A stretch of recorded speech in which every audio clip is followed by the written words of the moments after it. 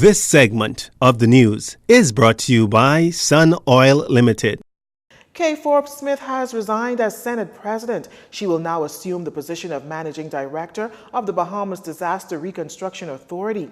The announcement came yesterday from Prime Minister Dr. Hubert Minnis, who thanked Forbes for her service as President and lead coordinator of post-Dorian recovery efforts in Grand Bahama. He also wished her well in her new post.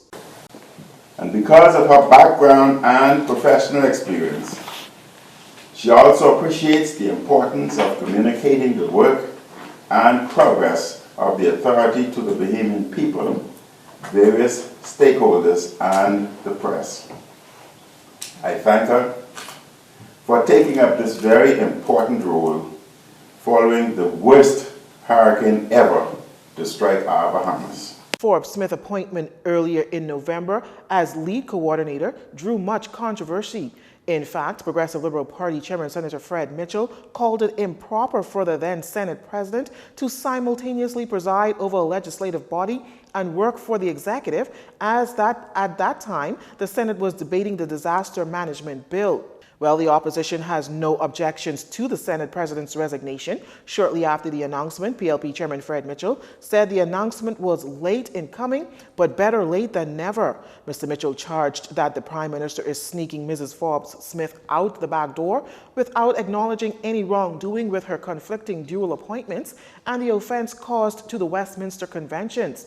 As for the Prime Minister's announcement that Mrs. Forbes Smith will become the Managing Director of the Bahamas Disaster Reconstruction Authority, Mr. Mitchell again reiterated that with a ministry, an authority, a hurricane disaster fund manager, and multiple disaster coordinators, all dedicated to disaster relief and management, the Prime Minister must explain the role of NEMA in all of this, adding that there still appears to be too many duplications of efforts and redundancies in the highly bureaucratic and confusing system the Prime Minister has constructed post-Hurricane Dorian.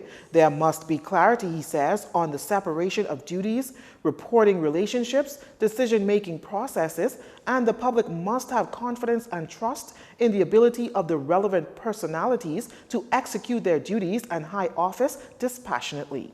Meantime, during his press conference yesterday, Dr. Minnis also gave an update on the new authority, announcing that John Michael Clark will serve as chairman of the Bahamas Disaster Reconstruction Authority. Mr. Algernon Cargill will serve as vice chairman. Dr. Minnis outlined a number of functions and powers of the authority, like legal actions, contracts, and funding. The authority is empowered to establish the Bahamas National Recovery and Reconstruction Trust Fund, and to provide for the appointment of its trustees.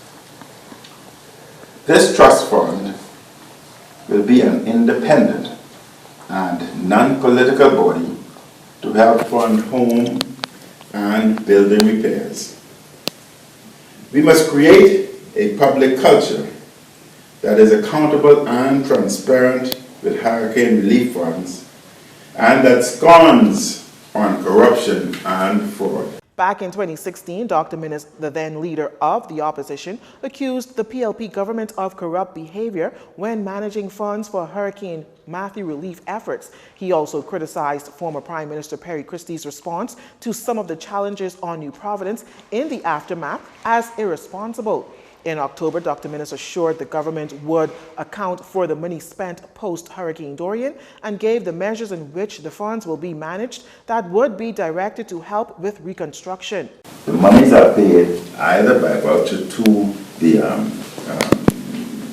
hardware store, and the balance will be paid to the contractor, but not to the individuals. A policy will be enacted so that once an individual has commenced the construction of their home, once they reach a certain level of progression, then they will receive the $10,000, which goes directly into the home, not to Miami or to the cruise industry. So it'll be complete checks and balance, policy guidelines, and in addition to that, the minister responsible for this ministry will report to the nation via cabinet and communication every 3 months as to the expenditure and the progression. The leadership team for the new authority will work with Minister of State Hiram Lewis to continue the reconstruction program for Abaco, Grand Bahama, and the Abaco Keys. According to Dr. Minnis, the other members of the new authority will be announced later. Our final story is up next. This segment of the news has been brought to you by Sun Oil Limited.